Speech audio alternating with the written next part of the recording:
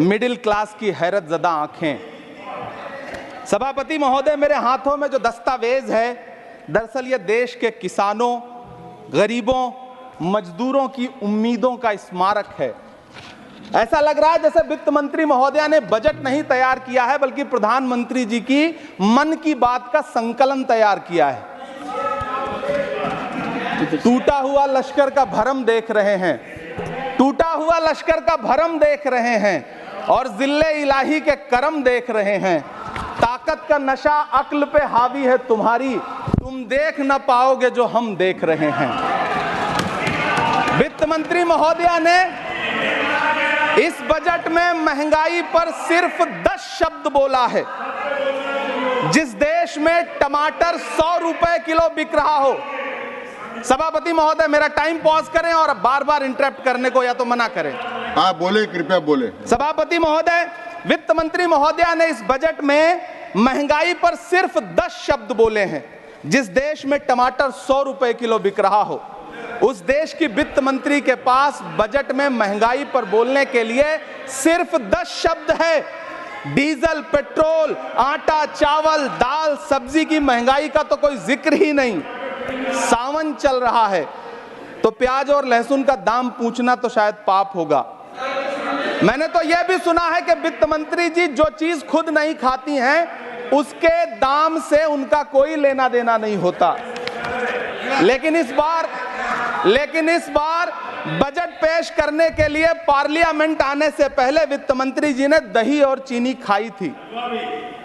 अब तो उनसे यह पूछा जा ही सकता है कि उन्हें दही, दूध और चीनी का रेट तो इन दिनों पता ही होगा।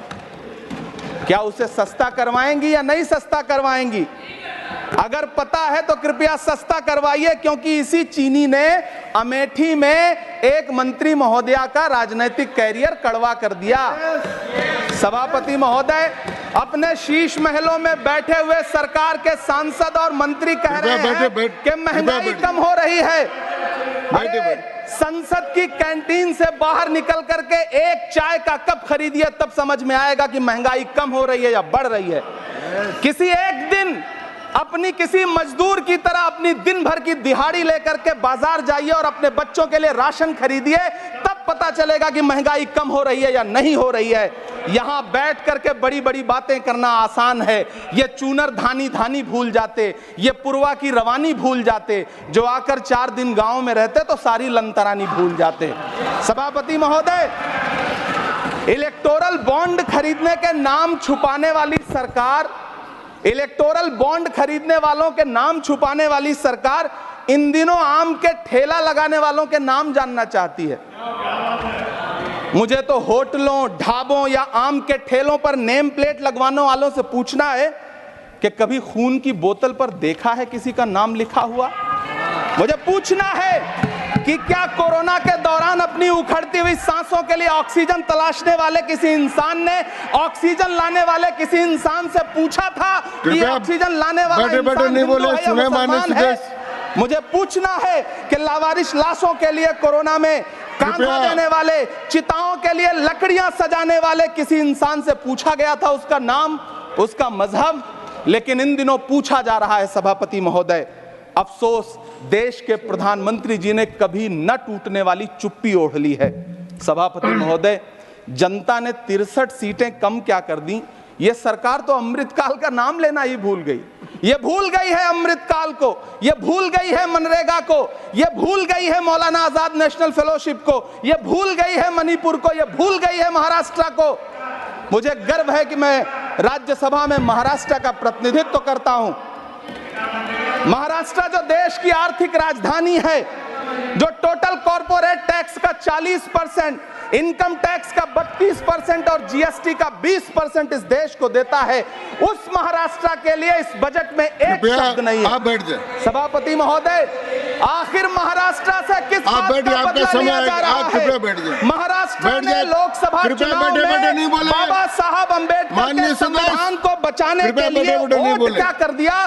प्रधानमंत्री जी तो महाराष्ट्र से बदला लेने पर उतर आए।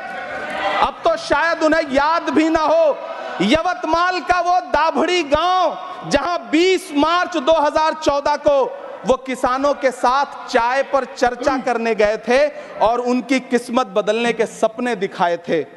उसी यवतमाल में पिछले 6 महीने में 132 किसानों ने आत्महत्या की है। सभापति महोदय, महाराष्ट्र में हर महीने 209 किसान आत्महत्या कर रहे हैं। राज्य सरकार द्वारा सौंपा गया आंकड़ा बताता है कि 1 जनवरी से 31 मई के बीच 1046 किसानों ने आत्महत्या की है। लेकिन अफसोस, इस बजट में महाराष्ट्र के किसानों के लिए कुछ भी नहीं है। किसानों से चिढ़ी हुई सरकार ने बजट में किसानों के एमएसपी की लीगल गारंटी नहीं दी। लेकिन याद रखिएगा, जो किसान का नहीं वो हिंदुस्तान का नहीं।